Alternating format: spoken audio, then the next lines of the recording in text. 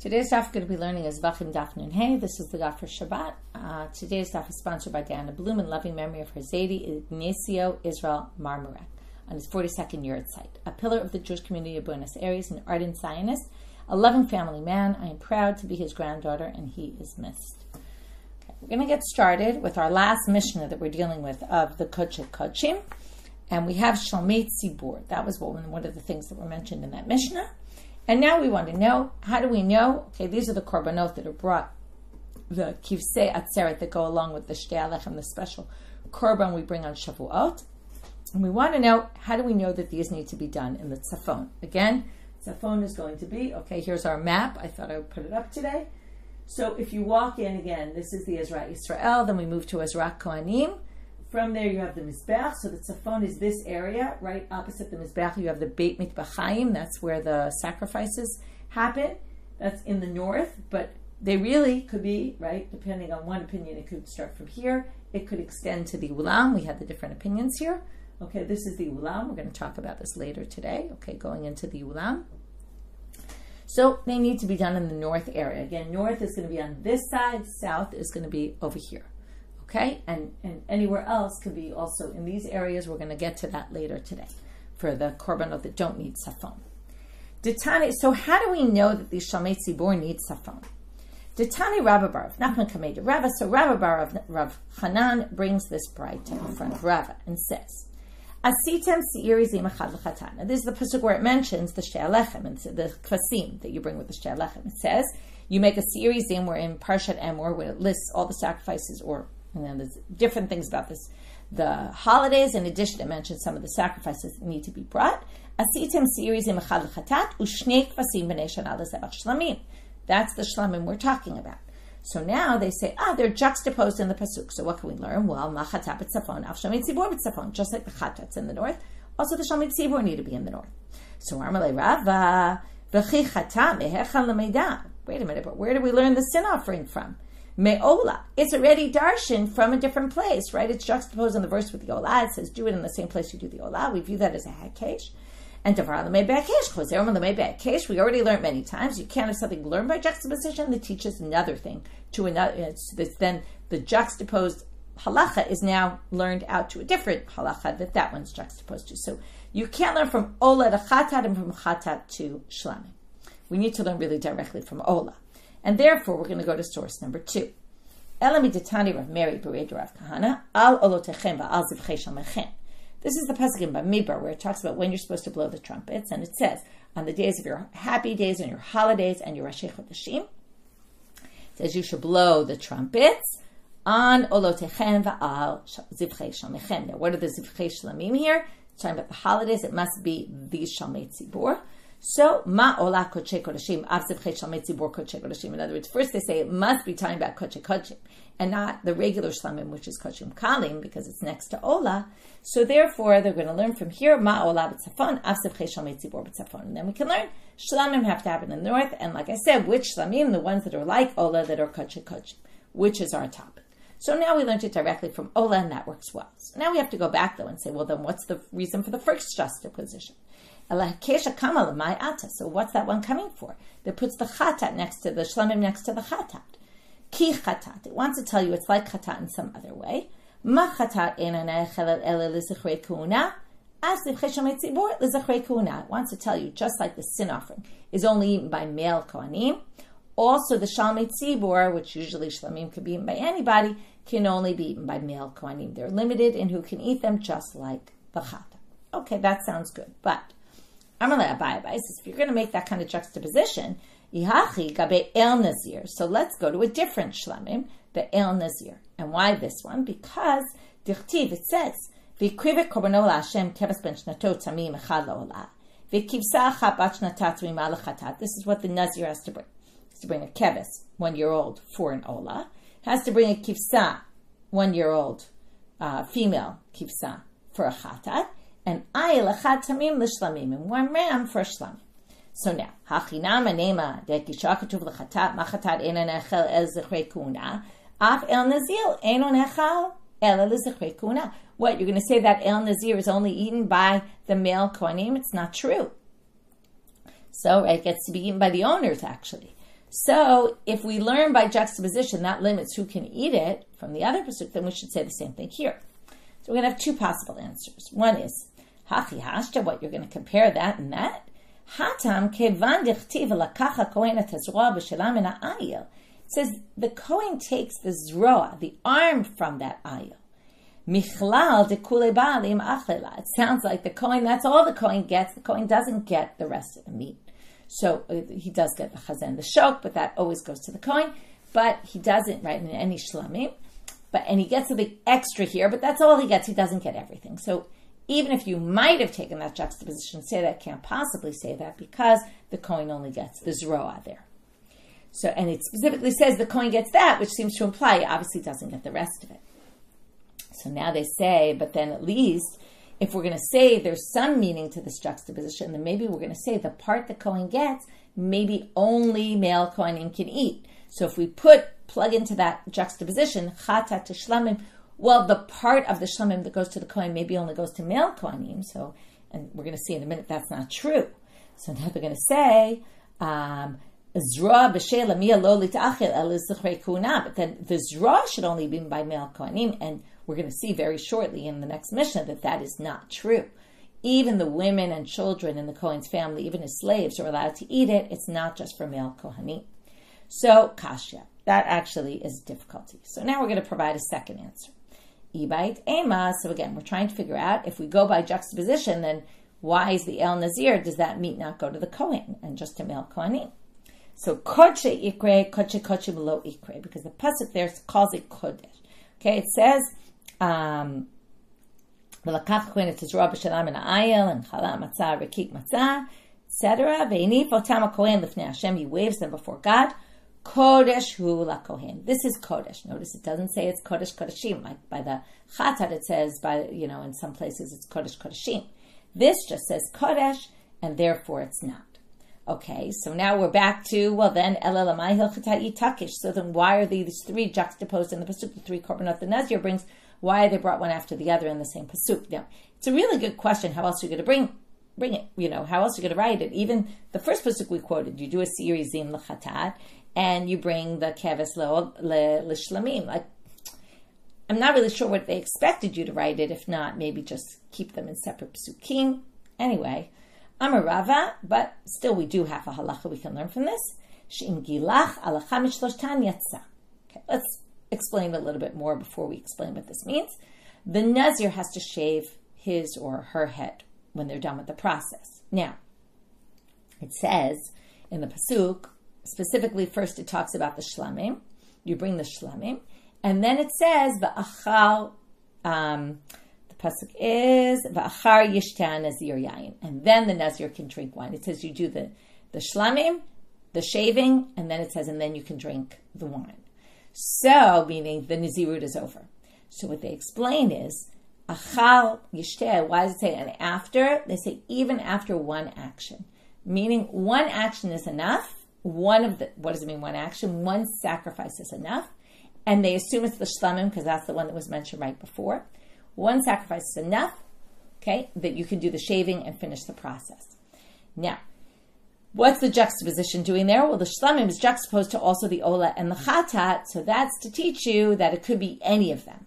Either one of them. If you do the ola, if you do the chatat, if you do the shlamim, and then you shave the head, then that's enough to say, you can be yotze your giluach. In other words, the shaving counts.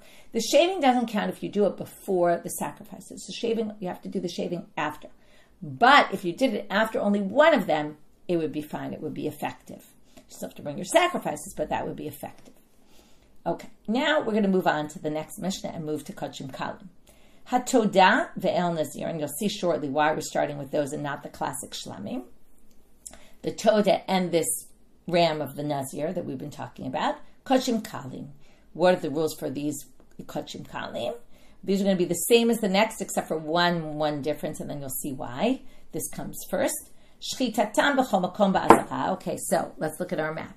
As soon as you walk in this door, okay, anywhere in here you can do it. We're going to talk about that, really, anywhere. Okay, we're going to see. Anywhere, by the way, that's not inside the ulam and the heichal, that closed area. Remember, this has a roof on it, this whole area. So, b'kol makom ba'azara, v'damanta u'n'shtei matanot she'en arba. You put the blood on 2 corners, which really is 4, because you're going to put it on 2 corners, but it's going to go on each corner, right? 2 opposite corners of the altar. Here's the altar, right? 2 opposite corners, this one and this one. And it's going to then spread to all 4. V'nechalim b'kol ha'ir. You're not limited to eating only in the Azara. You can eat it anywhere in Jerusalem. L'chol adam. Anyone can eat it. B'chol makom. Okay, anyone can eat the meat here. B'chol ma'achal, any way you want to cook it. L'yom v'layla ad chatzot. Here's the big difference between this and the others. You only have 1 day to eat it, and that night, okay, the day and that night until midnight. Why not the whole night? Because the rabbi said, well, this goes back to the very beginning of Brachot. First chapter of Brachot talks about things that you could do all night. The rabbi said, let's just let you do it until midnight, because otherwise you might fall asleep, forget, okay? So, till midnight. Now, this is the Toda because it says it explicitly. And it says there, Todat Shlamav. And they say it must come to include some other Shlamim, and they learn from there to the Shlamim of the Nazir. And that's why the Nazir also is the exception to the rule. It has to be eaten the next day, as opposed to the Shlamim, that night, as opposed to Shlamim, which can be eaten the next day as well. Hamuram mehem kayotze behem. Now, the El Nazir comes with breads. Okay, they're more like matzah-like breads, and the Toda comes with 40 loaves. And the Nazir, I think, is 20. And 1/10 of that has to go to the Kohen. So what goes to the Kohen has the same rules as those itself. The only difference is what you take out of there. Okay, the muram, by the way, also includes, besides the breads, it also includes what we said before, the zroa b'shelah and the shok and the chazeh of the animal that goes. So, this is what we said before. The Kohanim can eat it, their wives, their children, and their slaves. Okay, b'nehem means their children, also women, female children, not just male. Tanu Rabbanan. The Gemara quotes a Braita, and the Braita says, the Braita is trying to find a source. How do we know that the shlamim have to be eaten within the walls of Jerusalem and are limited to the walls of, in other words, number 1, they're limited to the walls of Jerusalem, but number 2, they're also not limited any farther. So they quote a pasuk from the 8th day of the Miluim, which is in Sefer Vayikra chapter 10. It's right after Nadav and Avihu are killed. It says, "Ve'et chazat nufa ve'et shokat chuma tochlu b'makom tahor." So Aaron is told that you get to eat these parts of the shlamim sacrifices, the chest and the thigh. Eat them b'makom tahor, in a holy place. These are the words that are going to bother us a little bit, because Amar Rabbi Nechemia, v'chi rishonim v'tumah chalum. Now there were other things they ate that day. There was the sir chatat, the meat from that, the mincha offering. It was mentioned in the previous chapter, and it doesn't say anything about them being eaten b'makom tahor.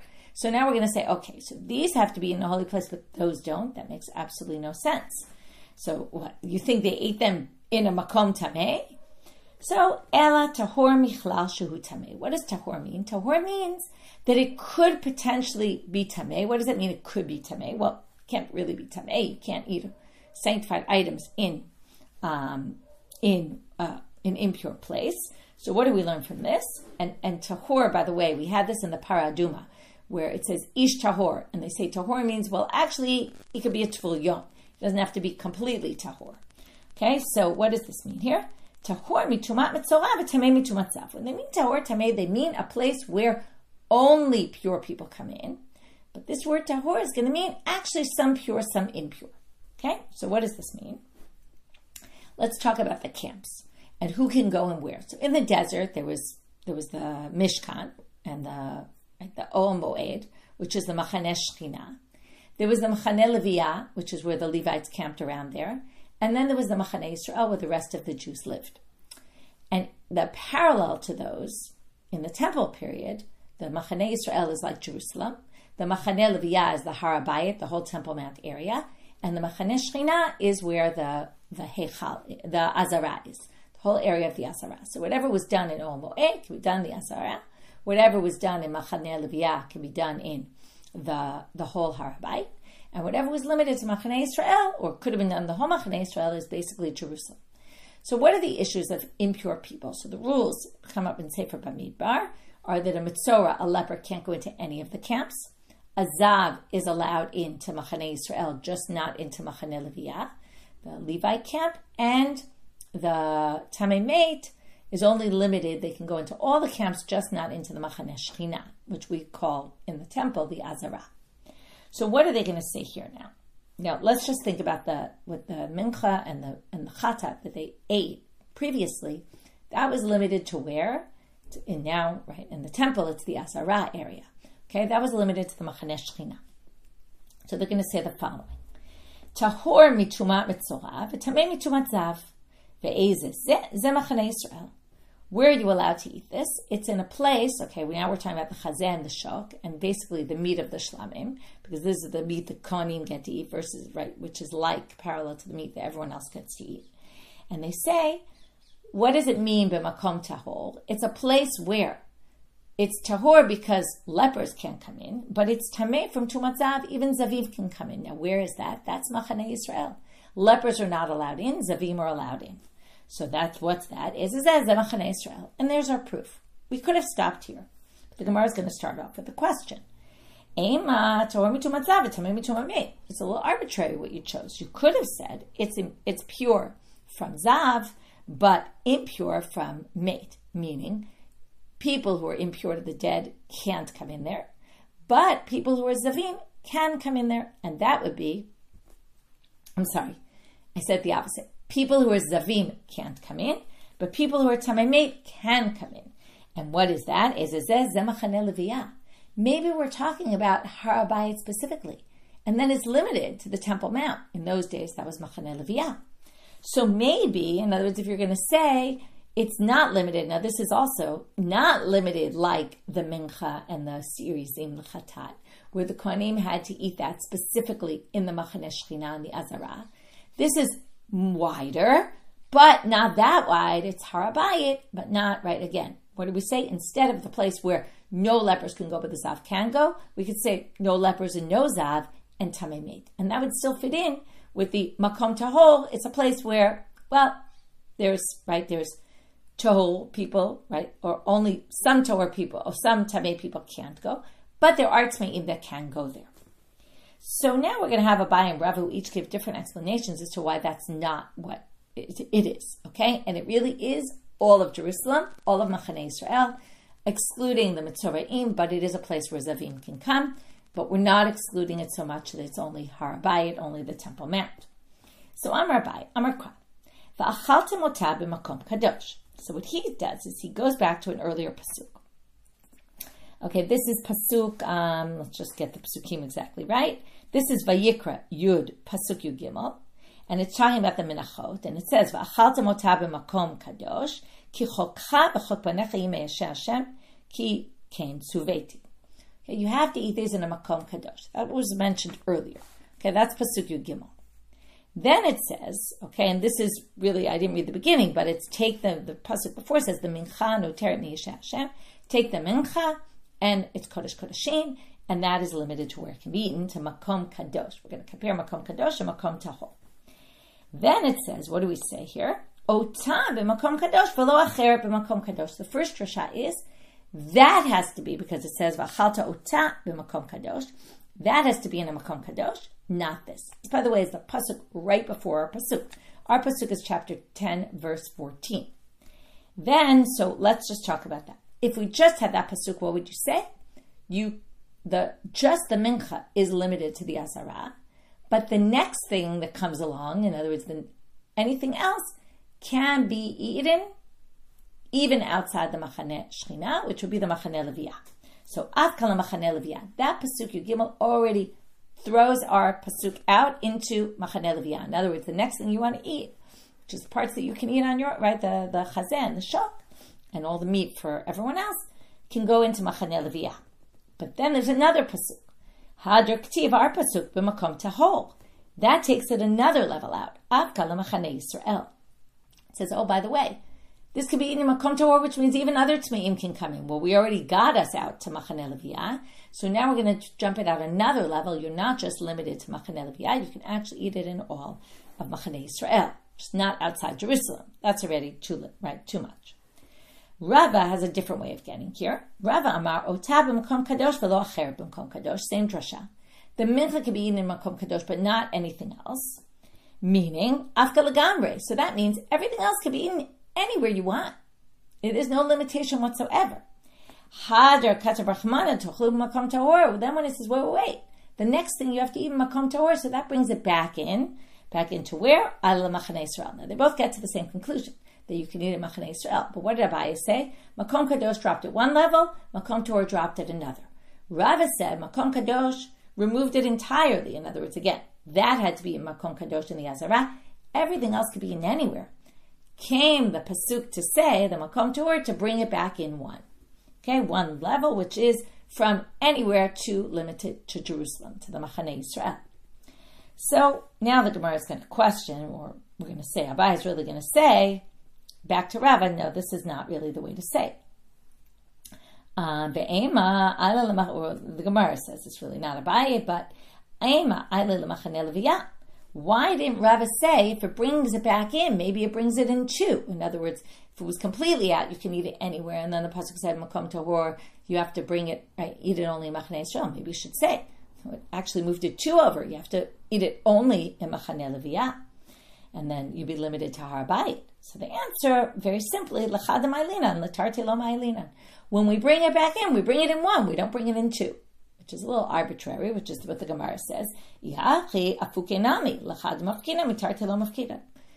when we kicked it out and we said, wait, Makom Kadosh means the Mincha Makom Kadosh, but anything else could be in anywhere, we removed it entirely. We moved it a few levels. We said, not only Machane Leviyah, not only Machane Yisrael, even outside of there. So, right, why didn't we say then? What do you mean? It only moves one level. Makom Kadosh dropped at one level, which is what Abaye said. And Ve'od, and another reason they reject Rava, these are basically two rejections to Rava, Lo tuchal lecho b'sharecha ktiv.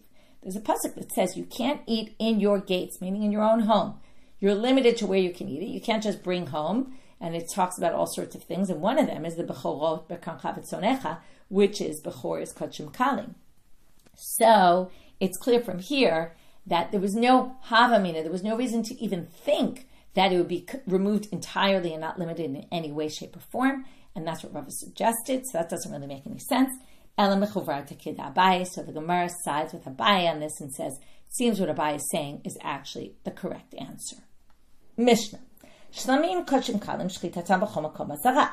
So regular shlamim. Now we're going to have the exact same list other than how long it can be eaten. So the shlamim, or kochim kalim, they can be slaughtered with chol makom hazara, anywhere in the hazara. Damantu u'nshte matanot in arba, two placings, which comes out to all four sides.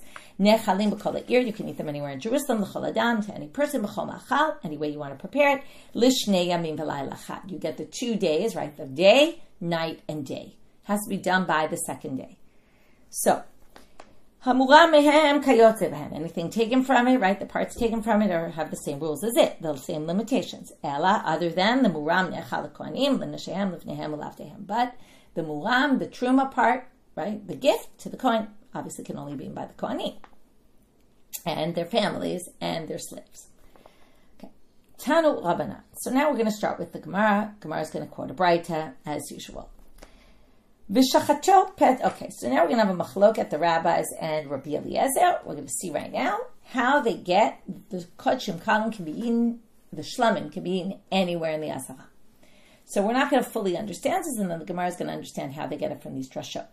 Ushchato petach ol moed. You slaughter it. This is one pasuk by the shlamim says you slaughter it by the opening, where you can sounds like you could see into ol moed.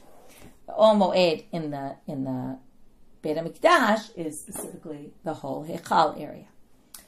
V'shachato tol lifnei ol moed. You should slaughter it before ol moed. A different pasuk about shlamim, and it also says v'shachato tol lifnei ol moed. It says that pasuk twice. So we have 3 pasukim that are basically saying the same thing. Before ol moed, by the entrance to ol moed, before ol moed. It's all really the same idea. So what is that? Those 3 pasukim. From those 3 pasukim you get to lahachshir et kol haruchot. From here you get to all the different directions, which we're really going to see is only 3, really. But b'kodshim kalim. Kal v'chomer l'tzafon. If you had a question about tzafon, well, it would be an obvious, maybe you can't do it in the tzafon, well, it would be an obvious kal v'chomer. Why? Here's the kal v'chomer. Uma kodshim shelo hukshru b'chol haruchot. Kodshim, you can't do in all the different right directions, means, right, north, south, east, west. You can't do kodshim in all the directions, only in the north. And yet hukshru b'tzafon, and yet they're permitted in the north. So kochim kalim shulchsharu b'chol haruchot. If kochim kalim are permitted everywhere else, ein odin shulchsharu b'tzafon. Wouldn't it be obvious that they could go in the tzafon? Seems pretty obvious, right? If the kochim could only be in the north, then it would seem obviously reasonable that the kochim kalim can be in the north and everywhere else if you're going to allow them in the other places. But Rabbi Eliezer is going to have a different logic. Rabbi Eliezer Omer, lo ne'amar katuv el elachshir tzafon. It's dafka from the pasuk that you get tzafon. Okay, we're going to see how this all works soon. She'achov alo dinu. You need a pasuk for tzafon. In other words, the rabbis thought tzafon is obvious, but he says no. You need a pasuk for tzafon. Why? She'achov alo dinu. You might have thought the logic would go the reverse. Ma kochim kalim shulchsharu b'chol haruchot lo shar mekoman etzel kochim kochim. Now, kochim kalim, which are allowed to go in every direction, and yet, lo chshar mekomon, okay, it doesn't specifically necessarily say that you're allowed in the north. The north might be, let's just put it this way, the designated area just for kochim. That's its logic. And kochim shelo chsharu ela b'tzafon ein odin shelo chshar mekoman etzel kochim kalim. In other words, sorry, I didn't say it right. Let me just go back for a second. Kochim kalim shulchsharu b'chol haruchot, that are allowed in all directions, and yet lo chshar mekoman. I explained that part wrong. Let me fix it. The place where you're allowed to do them, meaning everywhere in the Azara, is not permitted to kochim, right? Their space is not permitted. They're allowed to be everywhere, but their space is not permitted to kochim. So kochim, which are more limited to only tzafon, right? Ein odin shelo chshar mekoman. So we'd say their space then is not permitted to the kochim kalim. That's what logic would have stated, which would basically mean that tzafon can't be used for kochim kalim. Talmud Lamal, that's why it says ol moed. Okay, and that's why we have one of these ol moed psukim. Okay, we don't really know how they got them from the psukim, and now we're going to turn to Talmud Bet and explain what exactly is the root of their machloket. What are they disagreeing about? So now we're going to go back. Remember, there's 3 psukim. One says petach ol moed, 2 say lifnei ol moed. So the question is, why do they keep saying the same psukim about these shlamim? Tanakama safar tzlata kraiktive. So Tanakama says there's 3 psukim. What are they for? Chad legufe denibai petach ol moed. One literally tells you. Okay, now if you look carefully, you can't really see it here, but here there's like lines here. There was like a doorway or a blockage on the entrance to the hechal. Okay, not the entrance to the ulam. That was open. There's stairs going up here. You walk in open, but then here there could be a wall or a barrier or something. So that has to be open. You have to open those doors, okay, when you do the slaughtering. That has to happen. Chad legufe denibai petach ol moed. So that's the first. You need open ol moed. Now, in the time of the Mishkan, that means that if the Mishkan was disbanded or something, right, because they would take it apart and travel with it, then it was a problem, okay? You had to be up for you to slaughter it. V'chad lachshir tzadin, one to allow all the sides, because what is petach ol moed? It sounds like opposite the entrance. That would mean here, or a space where you could see the entrance. What about all the way on the sides where you can't see the entrance? Okay, actually in the front here. All the sides, and even, okay, we're going to get to the back soon, but all the sides, that you need another pasuk to tell you. Petach ol moed, even if you're in the sides of the room. Okay, the assumption is that you could sort of see the petach from most of these sides, at least in the entranceway area, on the eastern part. Okay, on the western part, which is here, right, where the Kodesh Kodeshim is, and the Heichal, we're going to have to deal with that. What if you're standing there, right, in these yellow, right, in these beige parts on the top and the bottom? And one, the third one, is coming to disqualify the sides of the sides. What are those? Actually, machloket, but we'll go with Rashi. There's all sorts of lishakot here, little chambers. Okay, you see these things along the sides? There's little chambers, both in the north and the south. Those chambers are partially, okay, they go partially in the Azara. Okay, if you see this border here, part of it is inside, part of it is outside. So what if you're in the part that's inside? Can you slaughter there? No, because you're in a chamber. You can't see the petach ol moed. So that's what the third one is coming to exclude. B'tzafon, okay, so that's 3. And then tzafon lo itzrich kran. That's why he said that only gives you 3, right? That gives you right? That gives you the idea that you could do it everywhere, but maybe tzafon you would think not. Well, you don't need a pasuk to teach tzafon because that's obvious. And there'd be no reason to think, because he doesn't go by the Kal V'chomer of Rabbi Eliezer, he doesn't have a reason to think tzafon would be out, so he doesn't even have a pasuk for that. Rabbi Eliezer savar chad legufei denibai petach ol moed. The first one he agrees with. Okay, it has to be open, the ol moed. Chad lachshir tzafon. Now he needs a pasuk for tzafon. So one is to teach you tzafon, and chad lachshir tzadim, and one to say that tzadim. Tzidei tzadim lo itzrich. You don't need a pasuk to say if you're in a chamber. Of course you can't do it in the chamber. You don't even need a pasuk for that. So they both agree, just so it's clear. Bottom line, they both agree. How they get it from the psukim, and now we finally understand what the Braita was saying before about the 3 psukim. You get the different directions, and tzfon you don't need a pasuk, because what it's really saying is, right, one pasuk petach moed, one pasuk to all the spaces really in the Azara, and you don't need anything for tzafon. The third is to say not the chambers. And then Rabbi Eliezer says, no, you need a pasuk for tzafon, because the logic would say maybe you can't do it in tzafon. That's the area just for kodesh kodeshim. Therefore, you use a pasuk for the tzafon, a pasuk for it needs to be open, and a pasuk for the tzadim, for the sides, where you can't necessarily see the entrance area and the entrance to the heichal. And tzidei tzadim, you don't need a pasuk for. The fact that you're in a chamber, that's just obvious. So now they say, okay, well, now why is the language different? Why does one say by the entrance and one says before? It teaches you like Rav Yehuda Amar Shmuel said. The Amar of Yehuda Amar Shmuel, and this goes back to what we were darshaning here also, which is shlamim sheshchatan kodem sheyiftechu dlatot heichal psulim. Right, if you slaughter them before you open the doors of the heichal, it's disqualified. Shenemar ushchato petach ol moed bizman shu patuach. It has to be open v'lo bizman shu na'ul, and not when it's closed. And Itmar Nami, it was further said that Amar Mar Ukva, Bar Chama, Amar Rabbi Yossi, Rabbi Chanina, Shlamim, Sheshachatan, these are just all going to say the same thing basically. Shlamim, Sheshachatan, Kodem, Shiftechu, Dlatot, Heichal, Psulin. If you slaughter them before you open the doors of the Heichal, it's disqualified. Shenemar, Ushchato, Petach, Ol Moed, Bizman, Shepetach, Heichal, Patuach, Velo Bizman, Shu Na'ul, when it's open and not when it's locked. B'ma'arava, Ma'nu Hachi. In Israel, they said a little differently. Amar Rav Yaakov Bar, but the same idea. Amar Rav Yaakov Bar Acha Amar Rav Ashi, Shlamim Shechatan, Kodem Shiftechu Delatot Heichal Psulin. Okay, that's so far as the same. Shlamim that you slaughter before you open the door of the Heichal is a problem, disqualified.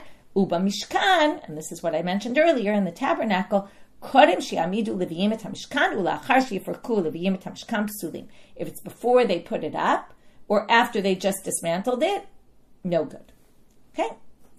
So that was all just an aside about this pasuk petach. But really, why do we bring this whole thing? To show the machloka between the rabbis and Rabbi Eliezer, where they get that it can be slaughtered anywhere. So now they say, mugaf kina'ul dami, vilon mai. Okay, if it's closed, okay, let's say the door is there, it's not locked, but it's closed. Okay, remember we talked about before, they were pointing this out really. It said na'ul, but not, it has to be open, not locked. Well, there's something in between. You could have the door closed, but not locked. So, mugaf, if it's closed, it's like it's locked. Okay? It's not open. It has to be mamash open. But, vilon mai, what if it just had a curtain? Not a door, but a curtain. Would that be a problem? Amar Rabbi Zera, huatzmo eina se ela kepetach patuach. Okay, a vilon is really just there so you don't see things inside, but it's not really closed. Closed means no access. Okay? A door closed means no access. Don't come in. But a vilon is just to block so that you don't see what's going on in the sanctuary. So that's not considered blocked. Govhomai, what height of a mechitza, of a wall, would be considered a block? Okay, that's the next question. So Tashma, they're going to try to learn it from here. Titania, for this we really needed the picture. The map. Okay, so I have this map up from the Machon Mikdash. Titania. Rabbi Yossi Rabbi Yehuda Omer. Shnei fishfishin hayu bebeit hachalifot. Okay, we need to understand what these words are. Fishfishin are little entrances, okay, like openings, doors, doorways. Bebeit hachalifot. Chalif in Arabic is knives. Now, in the ulam, okay, if you look here, the ulam is much wider. Okay, it's a long, narrow strip that's much wider than the heichal. The heichal gets, right, much narrower. Where it juts out, 15 cubits on each side, because it's 100 cubits long, The Heichal is 70 cubits, or wide, I should say, right? And I call it long because it's like long like this, but it's really, right? This is 100, okay? The Heichal is 70. So there's 15 and 15 over here, okay? Sorry, it's hard to do this without actually looking at it. Now, Govhan Shmone. So now there were 2 fishing. Okay, now, according to what the Gemara is going to say right now, it doesn't show this on the map. The map can't show machlokot. Okay, maybe I'll actually use a pen. It's easier. So, right here, there was an opening, okay, going that way. And right here, there was an opening going, sorry, I did it right here, going toward behind. Okay, now, let me explain to you for those who aren't watching. Okay, but on both sides of the Beit HaChalifot, this is where the Kohanim would leave their knives for slaughtering. It's just like little chambers on the side of the Ulam. Again, this is the entrance area of the Eichal. They put 2 exits on the back side. In other words, if you're walking into the Ulam, and you went to the sides of it, there would be little exits on the other side. What does that do? Okay, now this is exactly what I mentioned before. How are you going to be Petach Ol Moed if you're on the sides of the Heichal? Now remember, the Heichal was this covered area, but this is still a big courtyard. There's parts in the courtyard that are behind the Heichal, which you can't see into the Heichal. So they put these little entrances so that you'd be able to see in the Heichal. Now they're Govhan Shmone, and we're going to see in a minute what it means their height was 8. They wanted to make this whole area considered the Azara for the purposes of both eating kodesh koshim and slaughtering kodesh kalim. That was their whole purpose. Now, what do they assume here? My lav diika kamayu shmone. Now they assume that all entrances in the temple were 20 cubits high. So they assume that opening must have been 20 cubits high. But then what's 8 cubits? The machitza they put in front. Okay, they opened it so it could kind of be open, but they put like a wall. Now, if the whole point is to permit and say, well, there's an opening here, and you could see the petach of the Heichal, and that's can't really, again, this isn't the opening to the Heichal, but it's an opening to the Ulam, which leads to the Heichal, so it's considered enough open that if I'm standing here slaughtering, it works because there's that little opening over here. So they say, and if it had a wall that was 8 high, 8 cubits, it must be that 8 cubits is fine. It's not really considered a wall. Maybe higher than 8 cubits would be a blockage. But 8 cubits or less is not a blockage. But then the Gemara says, no, that's not what the 8 meant. Lo, digovhoninu shmone. The height of the opening was only 8 cubits high. The doorway there was 8 cubits tall. Now, why did they not think this before? Because of the next question they're going to ask me today, as I said before.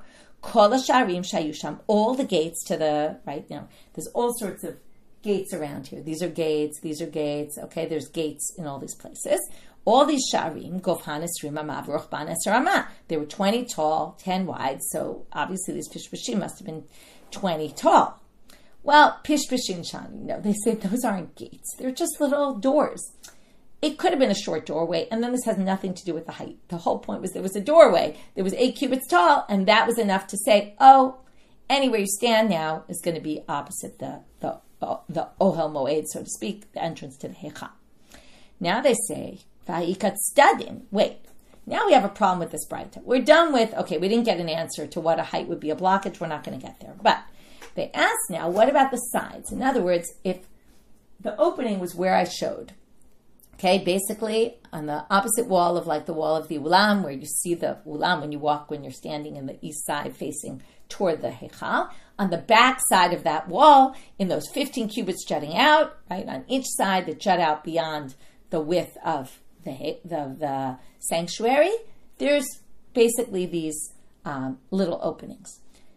But then you're not really, if you're standing all the way on the side, you can't really see in there.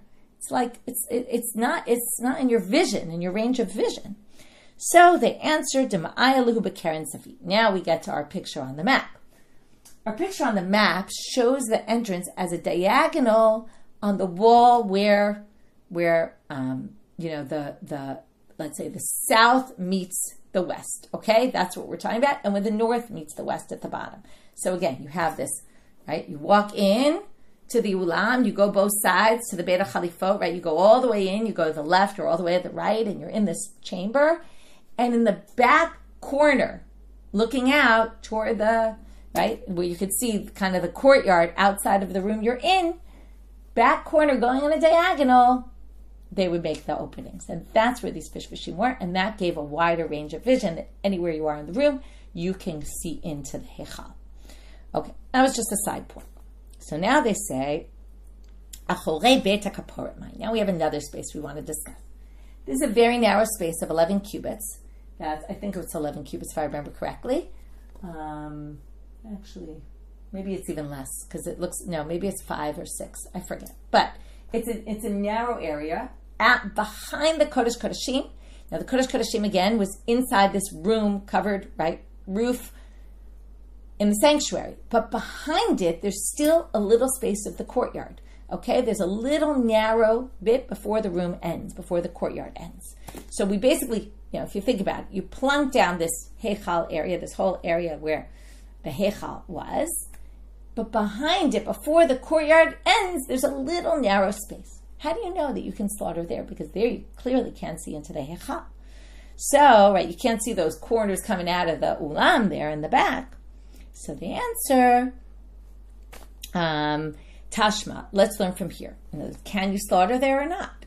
Well, the Bamidbar, Rav Yehuda Amarav, Lul Katan Haya Chorei Beit HaKaporet, Gavoa Shmona Amot, Kidei Lachshir Et Hazara L'Achilat Kodshei Kodeshim U'L'Shchitat Kodshim Kalim.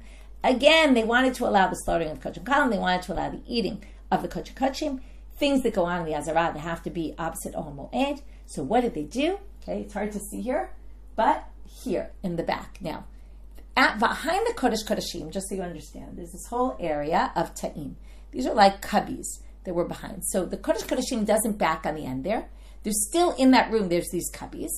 Behind the cubbies, they had a little opening. So that again, if you're standing in that area, you could see in, and then you could see in toward the sanctuary, and that's enough to be called Lifnei Ol Moed.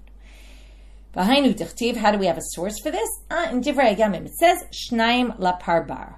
Okay, now Parbar is a colonnade, and it's saying there were 2 guards. This is a whole list in Chronicles about who the guards were, like where areas needed guarding in the temple, and there were 2 for the Parbar. Now, they darshan this word Parbar, or Maila Parbar, as if it's 2 words.